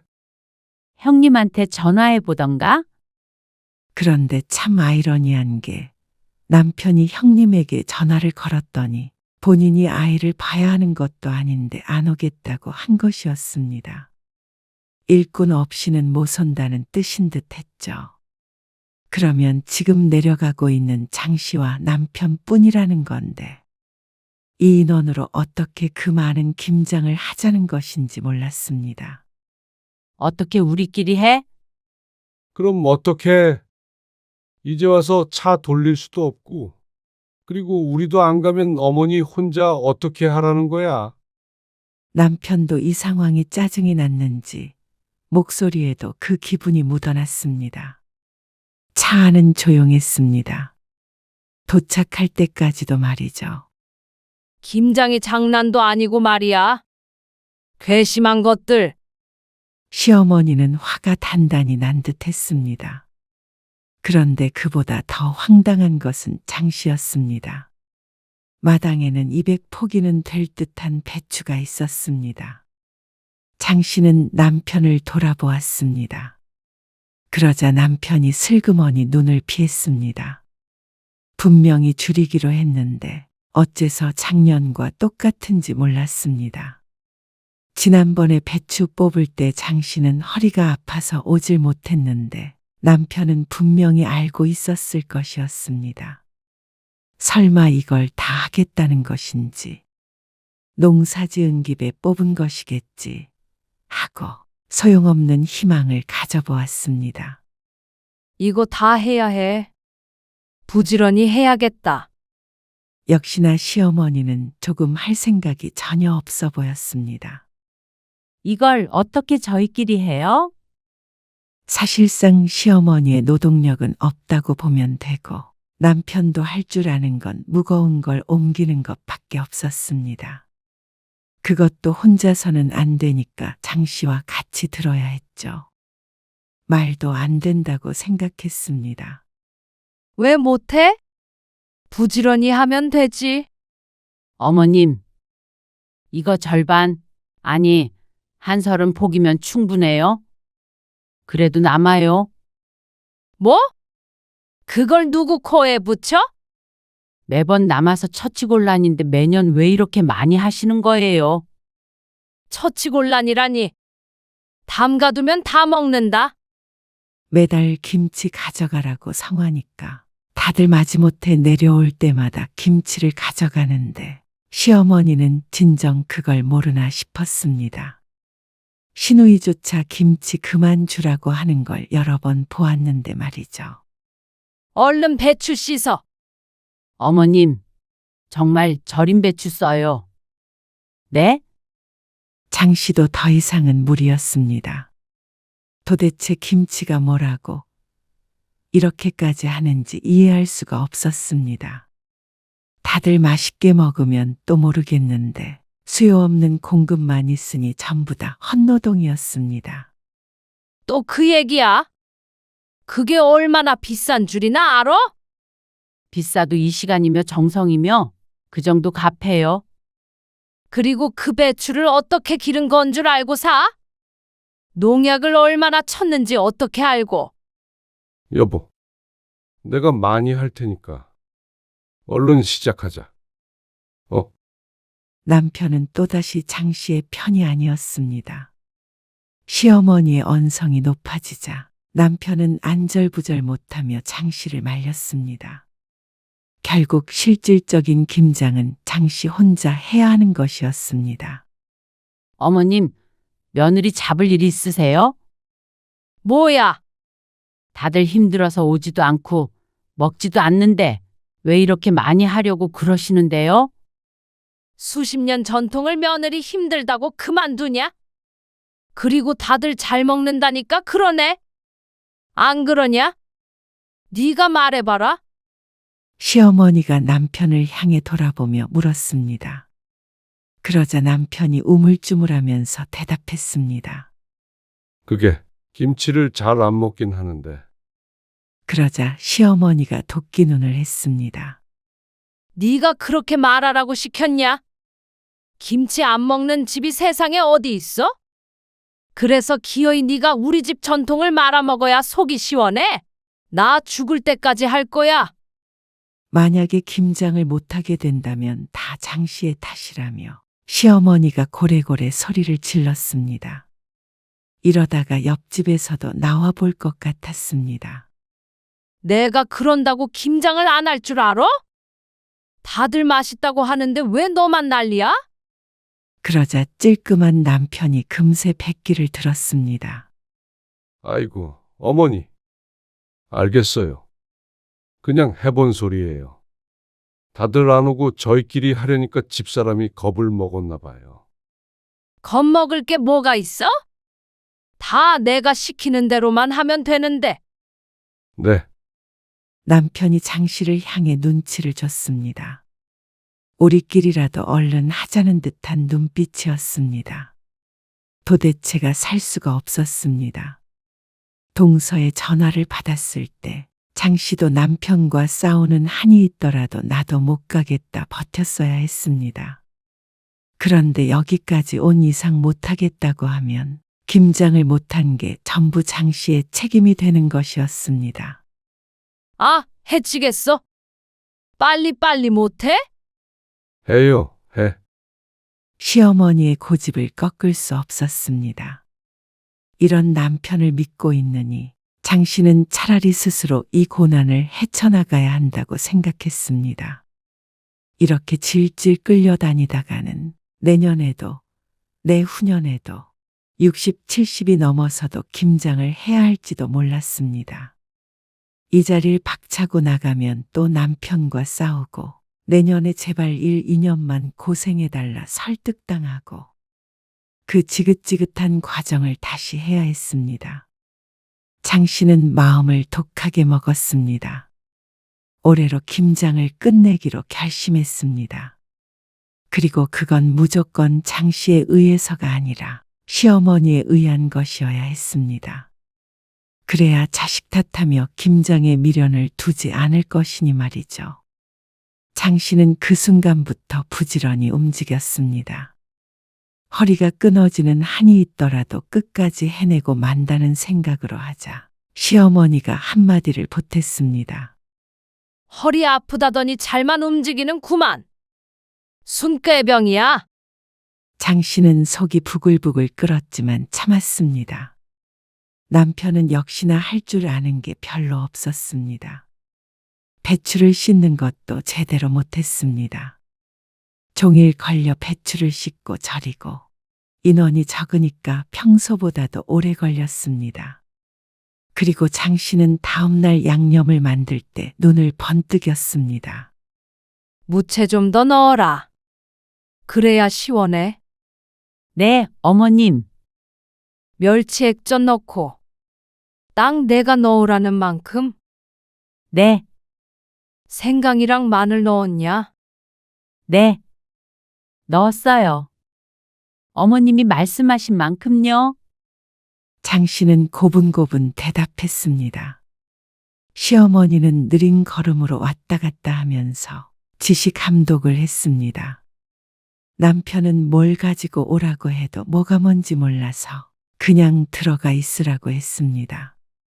그리고 장 씨는 시어머니가 안 보는 틈을 타서 계획을 실행했습니다. 옆에 있던 굵은 소금을 두 손으로 푹 퍼서 양념에 넣고 얼른 버무렸습니다.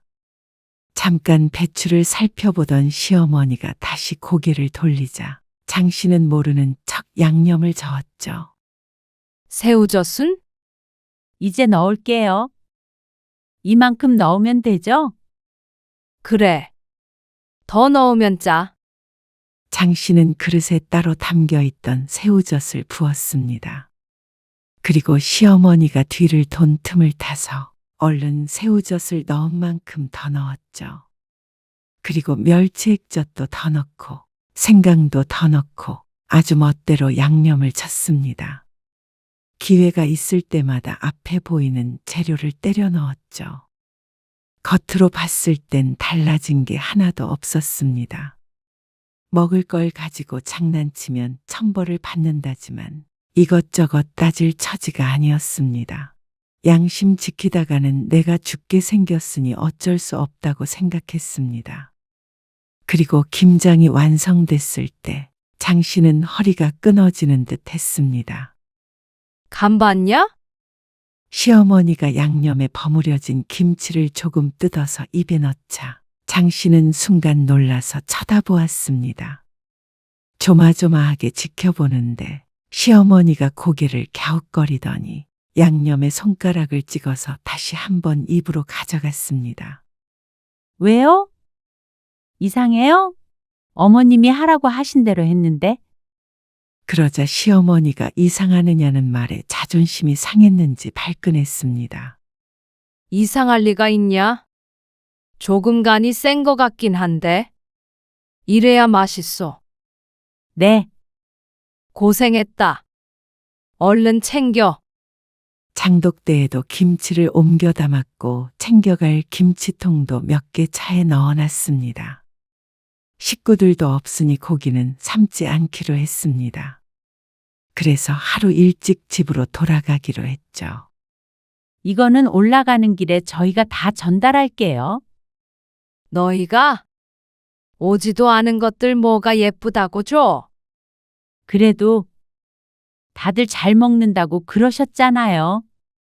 그러자 시어머니는 고개를 끄덕였습니다. 김치가 완성됐으니 여기저기 나눠주고 싶은 모양이었습니다. 이것까지 실어가서 옆집에도 한 통 주고 가.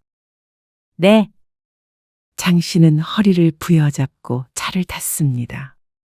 그러자 남편이 장 씨의 눈치를 봤습니다. 고생했어, 여보. 장 씨는 대답하지 않았습니다. 그런데 다른 식구들에게 김치를 다 전달해 주겠다는 말에 남편은 감동이라도 받은 것 같았습니다. 하지만 남편 감동받으라고 한 행동은 아니었습니다. 장 씨 부부가 형님 누나네 집에 들렸다가 동생 집까지 들려 김치를 주고 집으로 돌아오자 자정이 가까운 시간이 되었습니다. 다들 장 씨에게 미안해하면서도 김치는 또 왜 갖고 왔느냐는 표정을 지었습니다.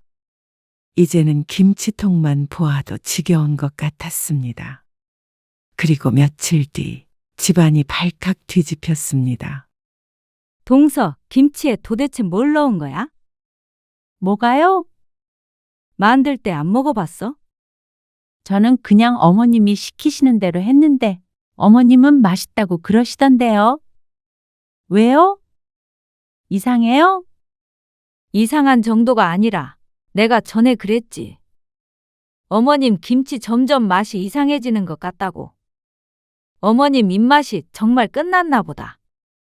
애 아빠도 갖다 버리라고 난리야. 아까 어머님한테 전화해서 이젠 김장하지 말라고 그러더라. 어머, 정말요? 어머님이 난리치시는데도 이런 김치 어떻게 먹느냐고. 참 희한하긴 하네. 그리고 작은 동서와 시누이에게도 전화가 왔습니다. 다들 같은 생각이었습니다. 시어머니 입맛이 이상하니 김장을 그만해야 된다는 입장이었습니다. 결국엔 편을 들던 아들들마저 그렇게 말하니까 시어머니도 당황스러울 것이었습니다. 김치 맛이 어떻길래 그래? 김장할 때도 맛 한 번 안 보았으니 남편은 모를 만도 했습니다. 장 씨는 모르는 척하며 김치를 꺼내 남편 입에 넣어주었습니다. 나는 당연히 어머님이 늘 하던 대로 하시니까 그냥 했는데 얼마나 이상해? 그러자 남편이 씹던 김치를 싱크대에 뱉어버렸습니다. 이게 뭐야? 비린내가 너무 나고 짜고 이거 진짜 왜 이래? 사람 먹으라고 담근 거야? 이렇게 만들려고 배추를 그렇게 열심히 길렀나? 남편은 그동안 배추 농사에 불려갔던 게 억울한 모양이었습니다. 어머, 정말이네. 장 씨는 김치를 먹어보고 시치미를 뗐습니다. 다 버려야지. 이거 못 쓰겠네. 순간 죄책감이 잠깐 들기도 했습니다. 하지만 한편으로는 시원하기도 했습니다.